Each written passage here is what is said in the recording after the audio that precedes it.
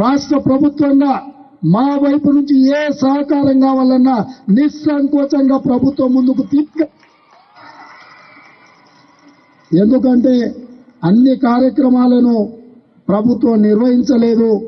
శక్తి కలిగిన వాళ్ళు సామాజిక బాధ్యతతోని సమాజ నిర్మాణంలో ముందుకు వస్తే మా ప్రభుత్వం భేషజాలు లేకుండా అన్ని రకాలుగా సహకారాన్ని అందిస్తుంది. ఆ సహకారం ఏ రూపంలో కావాలన్నా ఈ యాజమాన్యానికి కాంగ్రెస్ పార్టీ అండగా నిలబడుతుంది.